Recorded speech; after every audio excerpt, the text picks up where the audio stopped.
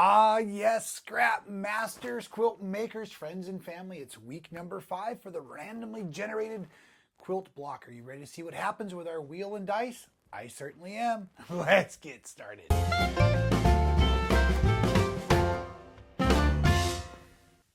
And welcome back to So Well with Rob Appell right here on YouTube. I am Rob Appell. Thank you for joining me. If it's a Friday afternoon, 2 p.m. Pacific, 5 p.m. Eastern, please consider chatting along with the rest of us out there. It is great to see everybody. Please consider subscribing to the channel, helping it grow, if you will, while we do our Scrap Masters, our randomly generated quilt blocks each and every week using the great dice and the color wheel spinner set. If you need a slightly rediced, that's my new word, rediced size set, small dice, same size color wheel pattern, Scrap Masters, check it out over on robappell.com. Thank you very much. That helps me keep doing what I do constantly. We also have the awesome t-shirts, right? We have the So Well in green or gray. I showed you all last week the awesome Carefree Quilter. There's also the Passion for Precision, and these are all about our New Year's Day mystery quilt along. Tiffany Hayes and myself inviting you to join us right here, free, January 1st, 2027 for a live mystery quilt along. It's going to be fantastic, but we've got a lot of random quilt blocks to make between now and then, especially if these will stay on the wall. I can see we've got a pre-jumper here, and earlier we had a jumper as well. That's and well. Oh, really now? Fantastic slide across the deck. If you're brand new to Scrap Masters, the pattern is free. Download it in the, I'd say, link below, also robappell.com, right on the homepage. It's as simple as possible. And what we're doing is we're doing scrap quilting. I've pre-cut a bunch of my fabrics. I've coordinated them color-wise. I've built a palette to match this beautiful Stardust fabric here by Tula Pink. And we have here 3-inch squares so that we can cut down all of our units into 2.5-inch squares or 2.5-inch half square triangles. This is the first one I made. This is the original Scrap Masters quilt, and this is all color scraps, no common fabric. If you check out the quilt behind me here, Vanna White style, this quilt is made obviously with black as the common fabric, like we are now doing here with the Stardust, and I have a very scrappy version that is still sitting over on the long arm. Now, I will admit this video is pre-recorded, so sitting on the long arm may not be as long as it seems like at the moment, because I did get to go to Indiana last week, and this quilt should have gone with me. So, and I believe it did go with me. I just don't know that it's going with me because I'm shooting this before I go to Indiana so that I can go to Indiana and be present with my group of friends out there. And therefore, that is what I want to talk about today. And our theme for the show is being present. So let's get this quilt block randomly generated so we can enjoy today. It's a gift. That's why they call it the present. All right, what block are we going to call this one? Now, this is the block I'm doing as I sew through the Series 3 patterns. Again, free on robappell.com. You'll need to pick out your favorite 6 of the 12 and number them, and I'm just enjoying sewing all of them along and adding the numbers as I go. What number will today be? Perfect. 5. I needed a 5, as a matter of fact. Amazing how that happened, actually. Okay, block 5 it is. Which color shall we call it? That was a super weak spin, dude. Even weaker. There we go. Red Violet. Red Violet is the theme color. 20-sided die will tell me how many different fabric choices from my golden tray of treasure here.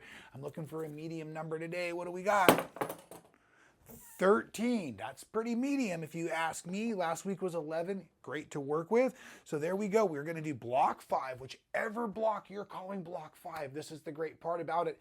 And we're all posting our blocks we're making each week on Facebook. We've got a private group over there. Please join us if you have not already. So well, Rob Appell. Now, let's slide this out of the way. Go ahead and look at what we're going to be building. Now, if you've been doing Scrap Masters for a while, maybe lost touch, check out the new patterns. I've broken down the color coding a little bit differently.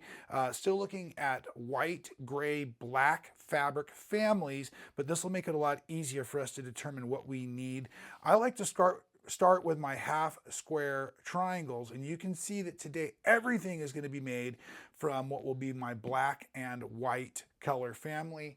In my quilt, I'm calling this gray-backed Stardust fabric the white, so we still need to pick 13 fabrics with our red violet as our theme, and I don't have much of it at all, so I'm going to grab all of this right now, and that looks like only 1 and 2, 3, and 4 there.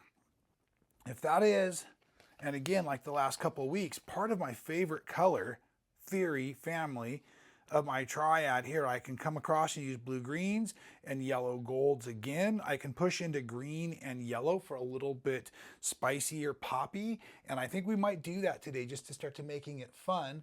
So let's pull out these greens here and see what they can do for us against.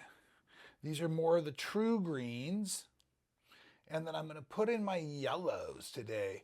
And this, we're going to go with the lighter side of the yellows, I think, because this will also help create a new version. You see up here, most of these were kind of on that triad of the color family. So this is now going to be more of that split complementary, making unique blocks. And so that keeps our eye jumping all around the quilt. If we can control that. We got 13 fabrics to work with. I have no idea how many I have yet. Let's have a quick countdown. Looks like I see roughly 1, 2, 3, 4, 5, 6, 7, 8, 9, 10, 11, 12, 13. Well, doesn't get much easier than that, does it? Okay, so now therefore, once again, I've chosen 3 different color families plus the background, and that's going to be possibly challenging for me. So what I can do, let's see how this background family is going to lay out against. I think I would rather have this. So I'm going to pull a crazy switcheroo if I can keep track of what I'm going to do here. I'm going to call these greens and yellows, all of this, my gray. I will call these my blacks and these my whites. So a lot of times I like to just switch them as I go. And now as I look here, I actually need to make, I'm going to change my rules. Can I do that, folks? Let me refer to the first page. There is a rule. There are no rules. So yes, I'm going to change that. I'm going to call this, I know, but watch, it's only a block. Okay, and I want you to be able to see how this can work. Check it. Here we go. This stack here is now what I call black. This is gray. This is white. So as I build these 21 half square triangles, remembering these are 3-inch squares, so I will get 2 of each. So I really need 11 choices, 22 half square triangles. Let's start there. Picking 1 of each. 1, 2, 3, 4, 5, 6, 7, 8, 9. So I need 2 more.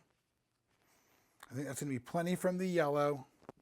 Okay, now I do not need any squares from my black family. So I can now set all of these fabrics aside. I do not need any half square triangle combinations from the gray white or the black gray. See, 0, 0. So that means now I need 9 squares here. 2 of those are already cut at 2.5 inches. I will pair up 7 more off of the corner and trim them down completely. Now let's go ahead and take for a moment and just trim, because I have laid everything off of this base corner, my 2.5s.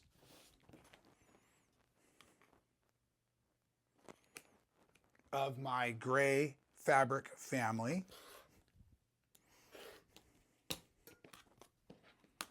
Okay. I'll need 6 from the white fabric family, and I had all those pre-cut down. So that's organized and ready to go. And now all we need to do is make our half square triangle. So we've got these fabrics laid out. I need to go right sides together, matching my white fabric families down on my black fabric families. And then draw either a diagonal line or 2 diagonal lines. We're going to make 2 half square triangles out of each of these sets of 3-inch squares. I'm going to just follow the seam tape marking on my machine, and we're going to chain piece all of these, and then we're going to trim them down after we cut them apart. I'm just looking edge to edge, or corner I should say, along, follow that corner.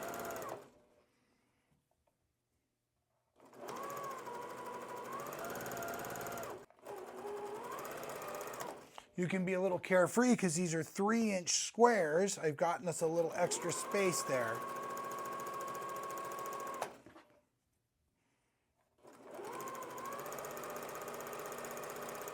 Come on down to the end here and rotate what I'm calling your fabric sausage of squares here, and make sure you're just sewing on the other side of that diagonal. Follow your thread now, run parallel, and chain piece the other sides.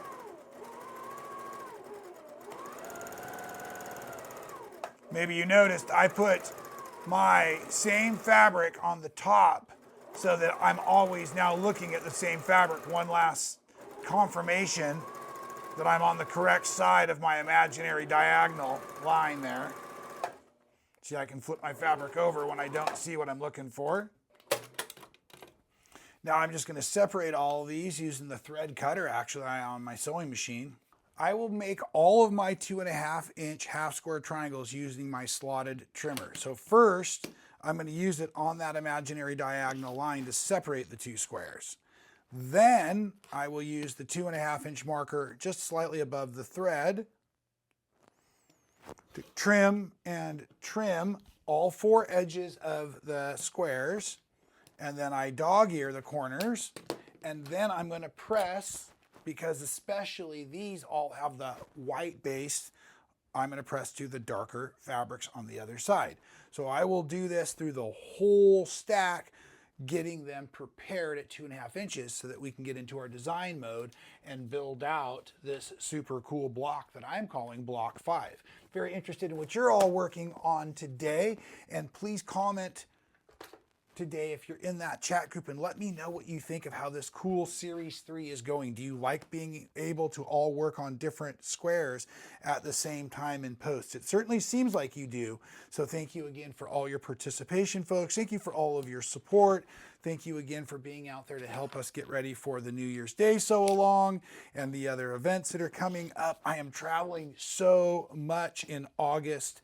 It's going to be amazing. I will be on a quilting cruise. I will be traveling to a retreat. Like I said, I'm going out to Indiana. I'm going to San Fernando Valley.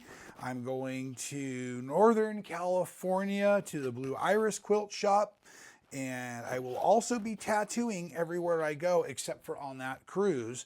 So if you are interested, please follow along either on my Facebook page, personal, Rob Appell, or follow along on robappell.com on my events calendar. And if you are all interested, please reach out, send me an email, rob@robappell.com, and let me know if there's a tattoo idea you've been considering that you would like me to apply permanently to you. Benefit of using blocks that we've done before, folks, as you can see right behind me here, some of the cool gradients that this block can actually create for our long-term quilt. So at any rate, I'm pretty comfortable with this block because this block was featured last in Series 2. So what I've already done actually is pre-loaded my black and white fabrics, or I'm going to call them my greens now, kind of from dark all the way light down here into the yellow so that I can build them out. And I think that I want my greens up against my red violets because they're complementary color as well. It's going to give me more pop, and I just feel like that's going to get a little bit lost on the way there. So that's how I'm going to start building it, utilizing my lightest versions here. And remember, this represents the black fabric. So now it's going to be basically triangles pointing out, and I'm going to do my best to use a variety of different fabrics as I go here, so it doesn't become too redundant too quickly, but hopefully you can start to see how this gradient may form. It'll be 6 by 6. And again, just making choices based on the way I see the fabrics or the colors laying together. 1, 2, 3, 4, 5. So I want my 6th one out here to have my darkest, and 2, 4, 5. So there's my 6 there.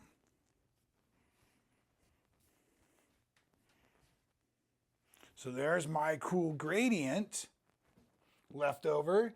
And then now I'll start here in this position with one of the gray fabric families. And I'll work my way to the light on this side. So that means that this would be a darker than the rest.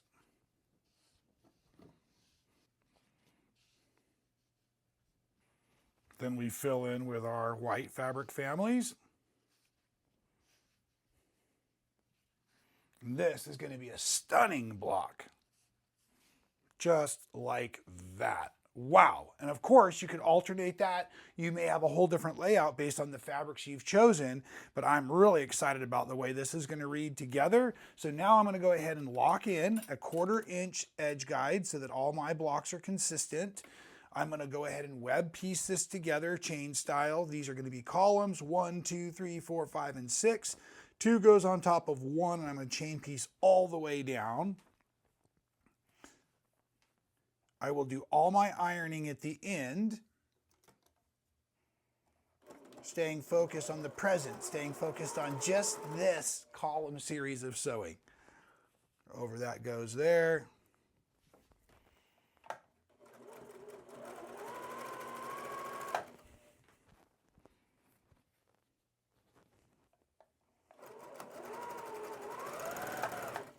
Now that I'm at the bottom of those first 2 columns, I'll cut thread, slide my work down, and just open it up. And then I'm going to grab this outer edge of column 3 so that when I flip it over, that's rotated into the proper position. And I'll begin chain piecing this now without doing any thread cutting originally or any ironing yet. Open it up, grab your new piece, and continue on.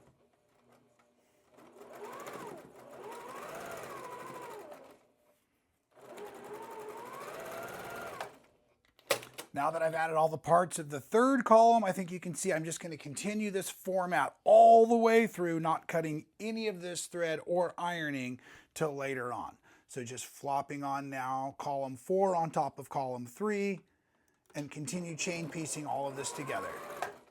Check out some of my other cool videos here on YouTube, please, if you haven't seen them already, on awesome quilting basics. And also let me know in the comments below or today in the live chat, what would you like to learn? What are you working on? What are you presently doing as a quilt maker that I could help you with? What are you stuck on or excited about? What would you like to share with our community? Of course, that's best done over on our Facebook group, So Well with Rob Appell, where you can also, of course, post pictures of what you're working on, and a great place to ask questions. Not a great place to advertise, folks. I will nuke your feed if you do. Now, you can advertise for your quilt guilds and things like that, but if I caught somebody just randomly advertising again to us, I'm like, out you go. That's right. I'll do all the advertising here. Thank you very much, as I do at the beginning of the shows, but I do appreciate the purchases on robappell.com. And folks, I am really blessed now. YouTube is recognizing me as a partner, which means that my page or channel here is now monetized. So I will start playing ads on older videos. As a subscriber, I want you to not have to deal with ads, so please watch them in the first 30 days, and then I'll turn on ads. And then also, though, I don't even know how it works, but I believe in the super chat, these live premieres. You can send me like a cup of coffee or a piece of pizza or something like that if you'd like to. Again, I'm doing just fine. I'm not asking for your money, but your support is always appreciated, as well as your participation is really what I appreciate in this whole process. The Scrap Masters inviting me to your quilt guilds, having me come and do workshops, signing up for the workshops that I present. Amazing. Thank you so much. Okay, I've got one more column left of sewing. Same issue as I've been doing this whole time.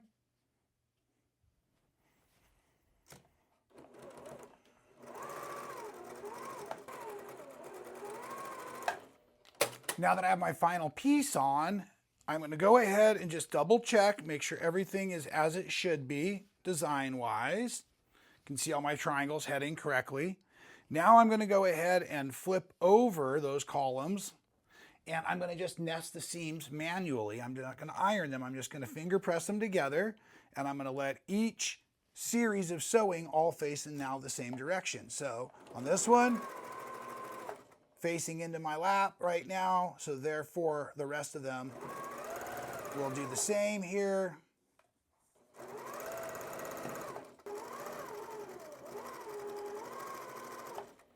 In this portion of the block building, I take the time to get all of the work out of the machine so I don't accidentally get things caught up. I can reorganize and stack where I'm going. And now this seam here will be facing up, and therefore the lower seam will be facing down on all of these rows or columns as I put them together, however you want to call it now. After the third seam, I'm going to actually flip all of the work over. Makes it easier to keep track of what's going on with these last two pieces here. And again, to continually just manually do what I need to. So that one was down, now it's up as I look at it for those seam allowances. Because by manually forcing those seam allowances to nest, I will still get some pretty decent point matches, even with all of these flying geese we're now technically building. All of these half square triangles. Now this block often needs a little bit more manipulation, so take the time as you go. But when you're wiggling those corners together, if you're keeping a good 1/4 inch seam allowance, you should be landing those points pretty nicely.